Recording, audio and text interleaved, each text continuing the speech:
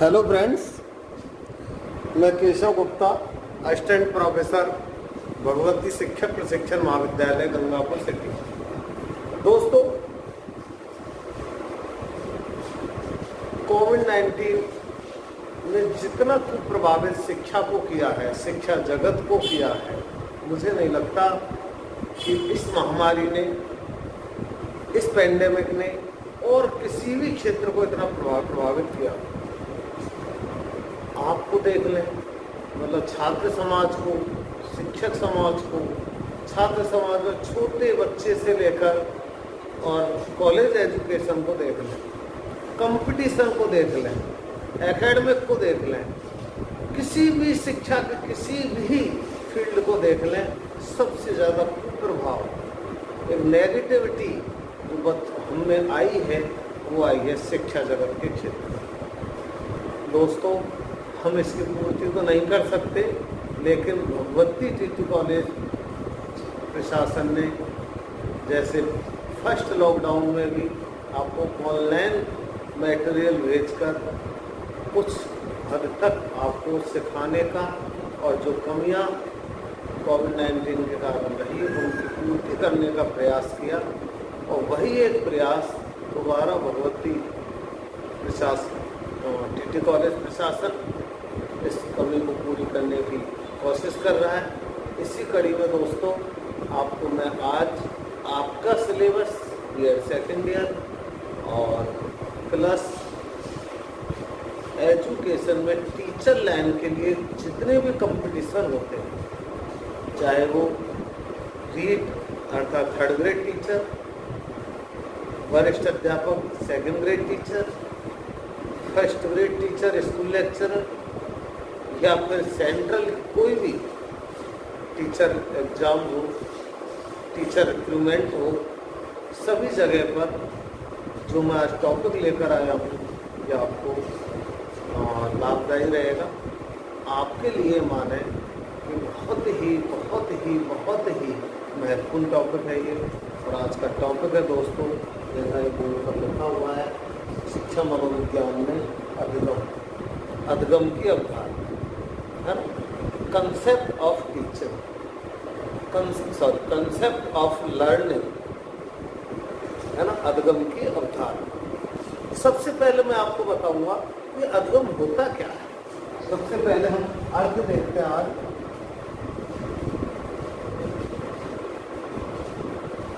अधिगम का अर्थ तो बड़ा सीधा सा है। हम अधगम को दूसरे शब्दों में कहते हैं सीखना। क्या कहते हैं इसको? सीखना, लर्निंग। लेकिन अब बात आती है कि सीखना क्या है। तो दोस्तों, तीन शब्द आपके लिए याद रखने हैं आपको, और उन तीनों शब्दों को मिला देंगे, प्लस कर देंगे, तो अर्थ निकल कर आएगा दोस्तों हमारे सामने अधगम। तीन शब्द क्या है? पहला शब्द है अनुभव। बस इन तीनों शब्दों को आप याद रखना, आपका अधगम का अर्थ क्लियर हो जाएगा। अनुभव, अनुभव को हम कहते हैं अनुभूति, अनुभूति है ना, अनुभव क्या? अनुभूति। दूसरा शब्द है क्रिया, ठीक है। तीसरा शब्द है व्यवहार, परिवर्तन। और इन तीनों शब्दों को आप जोड़ दें, अधगम का अर्थ आपको आ जाएगा। कतई रटने की जरूरत नहीं है, बिल्कुल ही। मैं जोड़ रहा हूं, देखो, अनुभव या अनुभूति से, अनुभव या अनुभूति से, फिर और जोड़ दो क्रिया करके, शिक्षण से, प्रशिक्षण से, कोई कार्य करके हम व्यवहार में जो स्थायी परिवर्तन लाते हैं, वही व्यवहार में स्थायी परिवर्तन अधगम कहलाता है। अब बिल्कुल व्यवस्थित रूप से इसका अर्थ देखें। अनुभव या अनुभूति से, शिक्षण से, प्रशिक्षण से, क्रिया से हमारे व्यवहार में स्थायी परिवर्तन ही अधगम कहलाता है। तीन शब्द है। पहला अनुभव का मतलब अधगम होगा। अधगम कब होगा? जब हम कोई अनुभव करेंगे। अनुभव हमें कब मिलेगा? जब हम कोई क्रिया करेंगे, है ना। तो जैसे आज मैं पढ़ा रहा हूं, क्रिया कर रहा हूं, ये मेरा अनुभव है और यही अनुभव मेरा अधगम है, सीखना है, ठीक है। तो क्रिया करके हमारे व्यवहार में, अब इसमें व्यवहार परिवर्तन तो हो गया, लेकिन ये कैसा होना चाहिए? स्थायी। ऐसा नहीं कि आज मैंने कुछ सीख लिया और कल भूल गया, तो अधगम नहीं, सीखना नहीं। अधगम क्या है? व्यवहार में स्थायी परिवर्तन ही अधगम है, ठीक है दोस्तों। ये आपके अधगम का अर्थ है, तो अधगम में याद रखें। नेक्स्ट, अब एक दो हम जल्दी से कुछ परिभाषा देख लेते। देखो दोस्तों, कंपटीशन में परिभाषाएं आती है और अधगम तो बहुत ही इम्पोर्टेंट टॉपिक है, तो इसमें से परिभाषा आती है। लेकिन परिभाषाओं के लिए मैं एक ही बात हमेशा कहता हूँ कि परिभाषाएं आप खुद जहाँ से भी मिले, कोई लाइब्रेरी बुक्स में, टेक्स्ट बुक में मिले, कोई गाइड में मिले, किसी के नोट्स में मिले, जैसे तो अच्छी परिभाषा, इम्पोर्टेंट परिभाषा है, कंपटीशन लेवल की परिभाषा मैं बता रहा हूँ आपको। तो इन परिभाषाओं को तो आप जहाँ से भी मिले कलेक्ट कर लो और भाई याद करो, रटो। मुझे कंपटीशन लेवल की साइकोलॉजी पढ़ाते हुए दोस्तों 9 साल हो गए। 2012 से लगातार मैं school lecturer, second grade, read, third grade के लिए साइकोलॉजी पढ़ा रहा हूँ कोचिंग में। कॉलेज में मुझे साइकोलॉजी पढ़ाते हुए करीब 12 साल हो गए, 2009 से पढ़ा। तो मुझे बहुत अच्छे से पता है कि क्वेश्चन कहाँ से आता है, कैसे बनता है। दोस्तों, यही मेरा अनुभव मैं आप तक पहुँचाने की कोशिश कर रहा हूँ। इसलिए आपसे रिक्वेस्ट है, एक आप केवल इस वीडियो को इस उद्देश्य से न देखें कि हमें तो बीएड सेकेंड ईयर के एग्जाम में बैठना है, जो लिखाई कुछ भी लिख देंगे पास हो जाए, पास तो हो जाओगे। लेकिन ये बात जब याद आएंगी, जब आप कंपटीशन में बैठेंगे, तो आपको एक एक शब्द यही पढ़ना पड़ेगा। ये मैं चैलेंज के साथ कह सकता हूँ, क्योंकि मैं कंपटीशन लेवल को आप तक ज़्यादा पहुँचाने की कोशिश करता हूँ। तो आप अभी से अपने कंपटीशन की तैयारी करें। तो मैं कुछ परिभाषा अधगम की, जैसे एक इम्पोर्टेंट परिभाषा है, बहुत ही इम्पोर्टेंट परिभाषा है, रिले एवं लेविस। इसकी एक परिभाषा बता रहा हूँ अधगम की, रिले एवं लेविस। इम्पोर्टेंट कर लेना इसको, रिले एवं लेविस, बहुत इम्पोर्टेंट परिभाषा। मैं लगा दे रहा हूँ इम्पोर्टेंट यहाँ पर। क्या कहता है ये? रिले और लेविस अनुभव या अनुभूति से, अनुभव या अनुभूति से व्यवहार में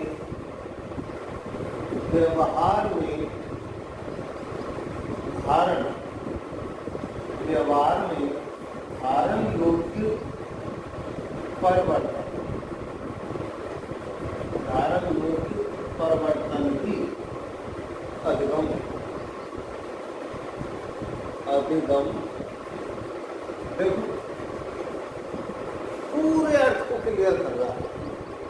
अनुभव या अनुभूति से व्यवहार में धारण योग्य परिवर्तन, व्यवहार में परिवर्तन, लेकिन कैसा? धारण योग्य, मतलब ऐसा परिवर्तन जो हमें व्यवहार में धारण मतलब स्वीकार करना चाहिए, ऐसा परिवर्तन। अब कहेगा चोरी करना सीख लिया, क्या वो अधगम है क्या? नहीं। अधगम हमेशा समाज स्वीकृत होता है, अधगम हमेशा समाज से मान्यता प्राप्त होता है। अधगम हुआ है, अच्छा अधगम, यदि अधगम हुआ है तो समाज उसे मान्यता देगा। एक उदाहरण आता है आपको, बहुत ही बढ़िया उदाहरण आता है दोस्तों, कि लंबी बीमारी हमारे अंदर चली और हमने लंबे समय तक दवाइयाँ ली और हमारा व्यवहार तो बदलेगा। मान लो 6 महीने साल भर कोई लंबी बीमारी से ग्रस्त व्यक्ति रहा, 6 महीने साल भर तक उसने दवाइयाँ ली, तो जो व्यवहार पहले था वो व्यवहार दवाइयों के कारण अब नहीं रहेगा। तो व्यवहार तो बदला और स्थायी रूप से बदला। तो जिस व्यवहार पहले व्यवहार उस व्यक्ति का शांतिपूर्ण था और अब चिड़चिड़ा हो गया, हमेशा चिड़चिड़ा रहेगा, तो क्या वो अधगम है? क्या नहीं है। क्यों? परिवर्तन तो हुआ व्यवहार में, लेकिन अधगम नहीं मानेंगे। क्यों नहीं मानेंगे? क्योंकि देखो क्या लिखा है, अनुभव या अनुभूति से या क्रिया करके, सीखने से, प्रशिक्षण से। तो वहां पर दवाइयां लेने में हमने कोई अनुभव किया क्या, कोई अनुभूति की क्या, या कोई क्रिया की क्या? नहीं की। कोई शिक्षण प्रशिक्षण लिया क्या? नहीं लिया। हाँ, यदि बालक ने आम लिखना सीख लिया, यदि बालक ने प्रणाम करना सीख लिया और हमेशा वो प्रणाम करता बढ़ो, हमेशा हमको सही लिखता है, इसका उसका अधगम हुआ है। तो यह अभ्यास की बात आपको है ना, अर्थ में बताया मैंने, यहाँ भी बताया अनुभव या अनुभूति से, अभ्यास से, शिक्षण से, प्रशिक्षण से, तो ये अधगम होता है। क्लियर हो गया? एक और परिभाषा मैं बता दूं, ये इंपॉर्टेंट परिभाषा रिले एवं नैरिस का। एक और देखो, एक परिभाषा आपको इंपॉर्टेंट है, स्किनर क्या कहता है? सीखना व्यवहार में उत्तरोत्तर सामंजस्य की प्रक्रिया है। तो बीएफ स्किनर ने क्या कहा है दोस्तों? बीएफ स्किनर क्या कहता है? देखो, सीखना व्यवहार में उत्तरोत्तर मतलब आगे को, उत्तरोत्तर सामंजस्य की प्रक्रिया है। सीखना व्यवहार में उत्तरोत्तर सामंजस्य की प्रक्रिया है, ये स्किनर कहते हैं। देखो, सीखना व्यवहार में उत्तरोत्तर सामंजस्य, व्यवहार में उत्तरोत्तर सामंजस्य का मतलब कि हम अधगम यदि हुआ है तो हम आगे से आगे, ऊपर से ऊपर वातावरण के साथ सामंजस्य स्थापित करते जाएंगे, अनुकूलन स्थापित करते जाएंगे, है ना? ये उत्तरोत्तर सामंजस्य है। परिस्थितियों के साथ अपने आप को सामंजस्य स्थापित कर लेना, यदि हमने सीख लिया तो कहेंगे कि अधगम हुआ है ना? तो स्किनर की परिभाषा इस तरह से आपकी अनेक परिभाषाएं आती हैं। ये मैंने वो परिभाषा आपको बताई है जो कहीं न कहीं कंपटीशन में आते रहते हैं। जब आप बीएड सेकेंड ईयर के एग्जाम में बैठोगे तो उसमें भी आप इनको कोट कर सकते हैं। अधगम का अर्थ पूछा, अधगम की परिभाषा पूछे, आप कोई दो परिभाषा कोट कर दें, आपके अच्छे नंबर आएंगे। उनको आप निश्चित रूप से हाईलाइट करें। किसने दिए? स्किनर ने। स्किनर को हाईलाइट कर दिया, अंडरलाइन कर दिया, इन्वर्टेड कॉमा में परिभाषा को दे दिया। ये तरीका होता है अच्छे मार्क्स प्राप्त करने। ठीक है दोस्तों, ये आपका अधगम का अर्थ और अधगम की परिभाषा। अब मैं इसी में आपको लेकर जा रहा हूँ दोस्तों अधगम की विशेषता, है ना, जो आपको बीएड एग्जाम में काम आएगी। अधगम का अर्थ आपने सीखा, अधगम की परिभाषा सीखी। अब आता है हमारा अधगम की विशेषता। दोस्तों, इसमें सबसे पहली विशेषता याद रखना, सबसे पहली विशेषता क्या है दोस्तों? आप खुद देखो कि जब हमारे घरों में आस पड़ोस में 2-5 लोग बैठे हैं तो एक बात आपने सुनी होगी उनके मुंह से कि भैया माँ के गर्भ से कोई सीख कर नहीं आता। इसका मतलब क्या है? सीखना। इसका मतलब है कि अधगम या सीखना कभी जन्मजात नहीं होता। तो फिर कैसे होता है? कब होता है? होता है वातावरण में। तो पहली विशेषता याद रखना कि अधगम एक वातावरण में संपूर्ण होने वाली प्रक्रिया है। क्या है पहली विशेषता? अधगम वातावरण में पूर्ण होने वाली प्रक्रिया है। अधगम चलने वाली प्रक्रिया है। पहली विशेषता बहुत इंपॉर्टेंट है ना, कि पूछते अधगम वंशानुगत है वातावरणीय, तो अधगम क्या है? वातावरणीय, ठीक है ना। दूसरी विशेषता देखो, अब भाई बालक ने जन्म ले लिया और जन्म लेते ही उसका अधगम चालू हो जाता है। अब वो स्वयं के द्वारा भी होता है, बड़ों के द्वारा भी होता है। बड़ों में माँ बाप है, बड़े भाई बहन है, दादा दादी है, बुआ है, सबके द्वारा फिर और बड़ा होता है, शिक्षकों के द्वारा होता है, समाज के द्वारा होता है, रिश्तेदारों के द्वारा होता है। मतलब तो इसका मतलब क्या? और फिर आजीवन होता है। तो हम यूँ कह सकते हैं कि अधगम जन्म से लेकर मृत्यु तक चलने वाली एक अनवरत प्रक्रिया है। दूसरी विशेष क्या है? अधगम जन्म से मृत्यु तक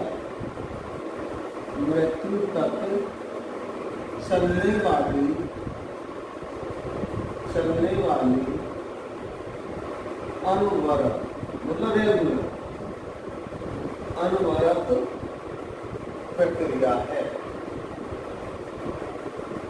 जन्म से मृत्यु तक चलने वाली अनवरत रेगुलर प्रक्रिया, अनवरत प्रक्रिया, निरंतर प्रक्रिया है, मतलब कभी रुकती नहीं है। हाँ, गति कम या ज्यादा हो सकती है, लेकिन रुकती नहीं है। ये हमेशा हर पल हर स्टेप पर हम कुछ न कुछ नया अनुभव प्राप्त करते रहते हैं। इसलिए ये वातावरण की प्रक्रिया है और जन्म से मृत्यु तक चलने वाली प्रक्रिया है ना दोस्तों। अब इनको आप समझो, मैंने बहुत अच्छे से आपको समझाने की कोशिश की है, अब आप समझो इनको। तीसरी विशेषता देखें, यह एक सामाजिक प्रक्रिया है।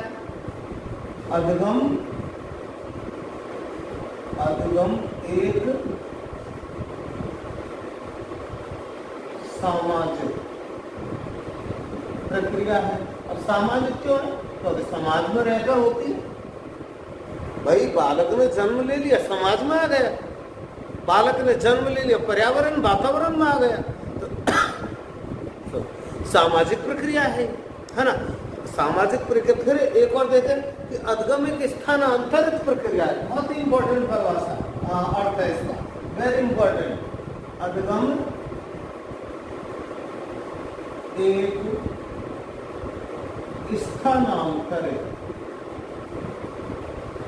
स्थानांतरित ट्रांसफरेबल, हस्तांतरित प्रक्रिया है।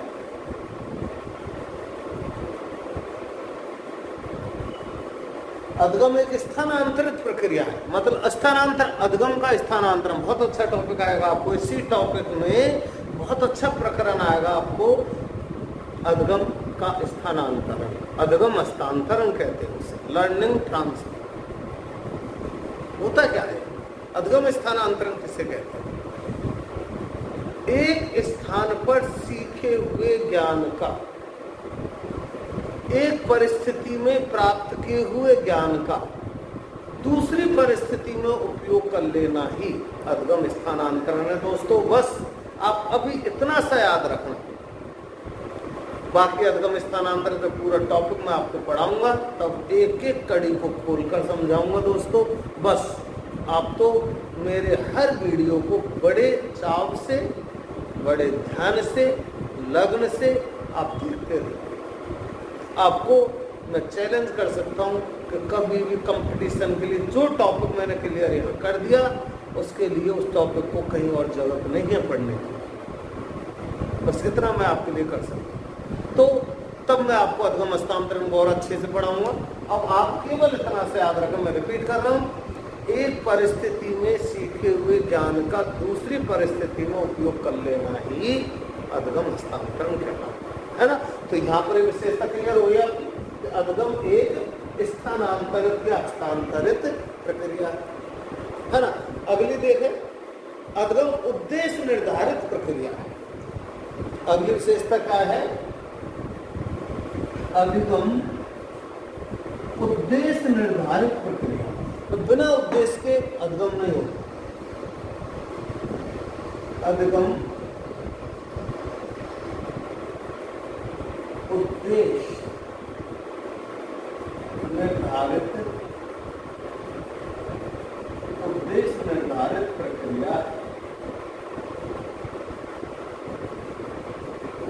उद्देश्य निर्धारित, कुल मिलाकर ये कहना चाह रहा है, पॉइंट आपको समझाना चाह रहा है कि बिना उद्देश्य के हमारा अधिगम नहीं मान्य होता। हम उसी चीज को सीखते हैं जिस चीज को सीखने से हमारे किसी न किसी उद्देश्य की पूर्ति हो गई, और उसी को हम अधिगम कहते हैं, है ना।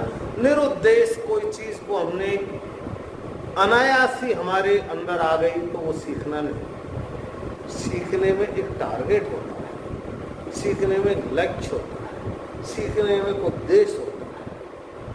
एक उदाहरण दे दूंगा, जैसे और आता है एक उदाहरण एनसीईआरटी में आता है कि एक बच्चा किशोर खेल के मैदान में बैटिंग करने के लिए बैटिंग सीखने गया, बल्लेबाजी सीखने गया, और वहां पर वो उसका कोच उससे भाई दौड़ने की भी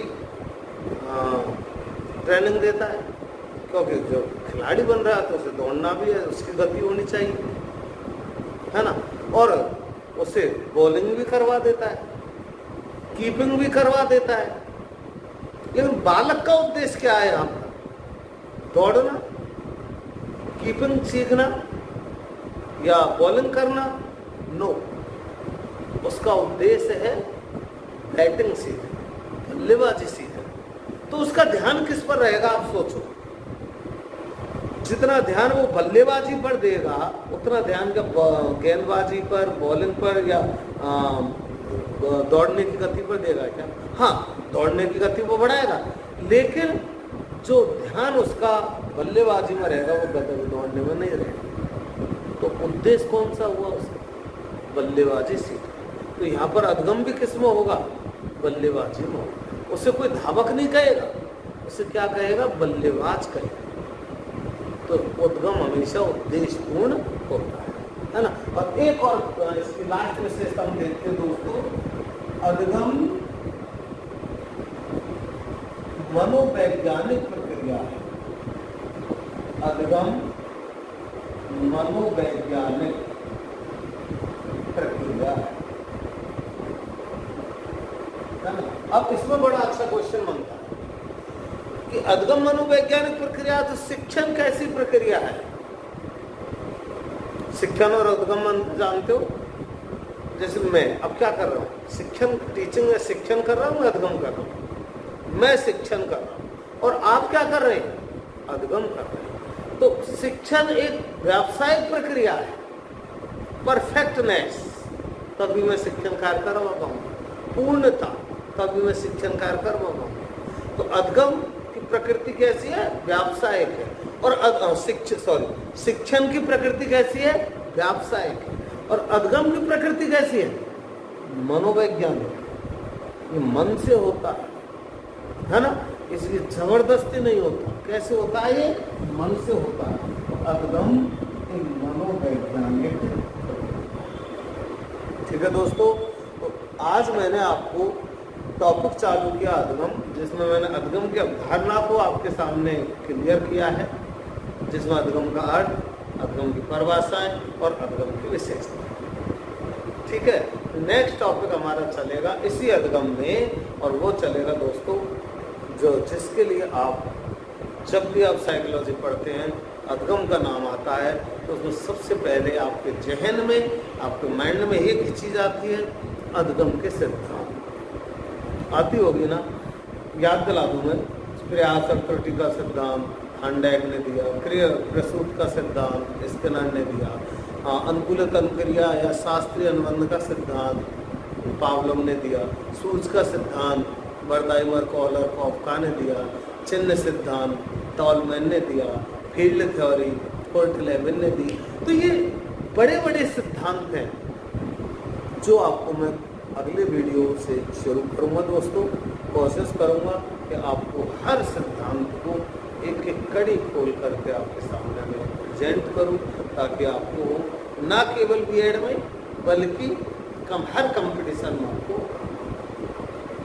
तो दोस्तों क्लास हम समाप्त करते हैं। और वीडियो ज़रूर आप फर्स्ट टू लास्ट शुरू से और अंत तक देखा करें। ऐसा नहीं कि आगे बढ़ जाए, इम्पोर्टेंट चीज़ क्या है देख लिया, हर वीडियो को आप देखें। Thank you, so thank you.